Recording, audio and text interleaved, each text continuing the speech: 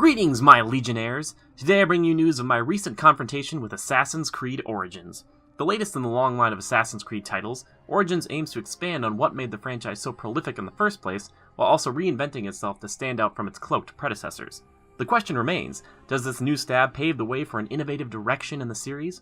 Or does it just miss the mark? Well, I'll tell you all that and more with a brief plot synopsis, the game's highlights, and its shortcomings.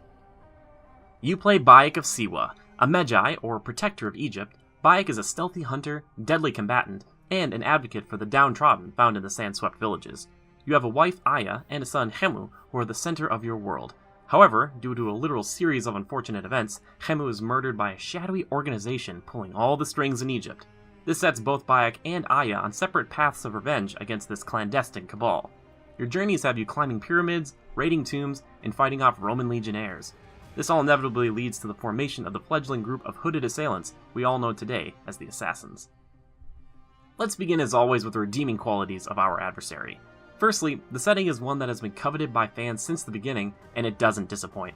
Egypt feels alive and is completely engrossing. From the crocodile-infested rivers to the apex of the pyramids themselves, it's easy to get caught up in all the side activities this realm has to offer. The main campaign will have you covering a significant amount of the map, but leaves certain zones for unsupervised exploration.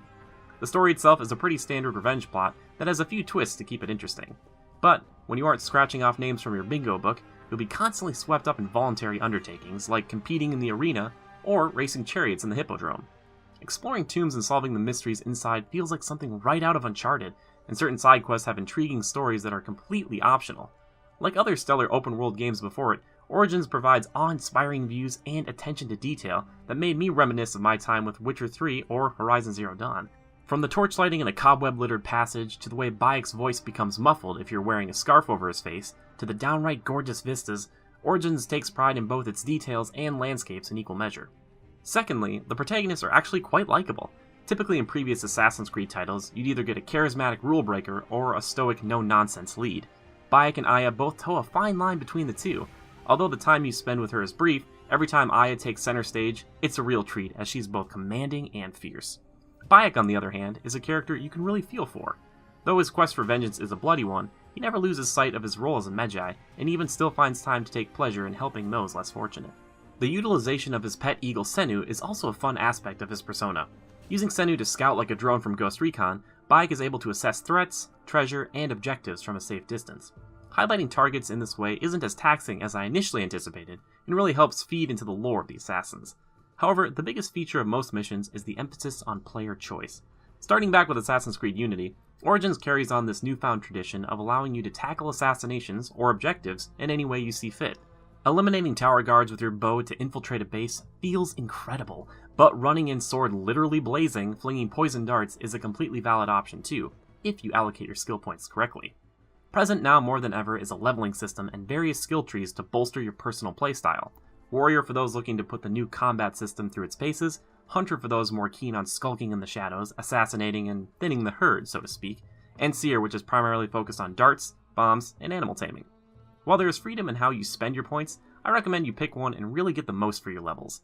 As this is a game with stats at its core, in the early game don't expect to headshot foes and drop them, or even assassinate them in one hit. It seems odd, but you truly feel a sense of progression as Bayek becomes more powerful with his skills and the gear he acquires. Weapons and shields not only make you more imposing, but can also inflict certain status ailments on your foes like bleeding or burning, for example. While combat isn't perfect, this small wrinkle really adds a bit of flair and fun, which previous games sorely lacked. The weapons themselves are extensive and varied, allowing further playstyle discrepancies depending on your preferred methodology. Even the bows come in multiple styles, ranging from rapid fire to shotgun in nature. While Assassin's Creed Origins does many things well, it still has a few minor flaws. Primarily, the combat. It feels sluggish and unresponsive at times. I do appreciate the change up to the old formula, but it still could use some refinement. Along with that, the tale being spun here is serviceable but feels disjointed. While the focus is on two parents' vengeance, it also tries to naturally bring about the foundations of the Assassin's Creed. This leads to a somewhat rushed plotline that doesn't mesh together exceptionally well. Throw in the fact that Ubisoft is still trying to push a modern-day narrative that is a complete waste of time, the overall storyline can become a bit muddled. This title also suffers from typical open-world bugs like clipping, occasional poor lip-syncing, and glitching citizens. All in all, Assassin's Creed Origins is an excellent step for the franchise. While it embraces the prolific aspects that made these games so famous, it also branches out in new directions, focusing on player choice, role-playing mechanics, and embracing strange mythological elements. Sneaking around with a powerful bow feels wonderful, and wiping out enemy camps is addicting. While the combat could use some refinement and the overall story could flow much better, it's definitely a great time to put on your hood and explore all Egypt has to offer. Legionnaires, agree with my review? Let me know in the comments below. Also, feel free to like and subscribe if you haven't already. A huge thank you to all of you sharing these videos with a friend and to our patrons. If you really want to help the channel out, consider checking us out over on patreon.com/criticalreviews. Either way, thanks for stopping by. I appreciate it greatly. And just remember to adapt and overcome.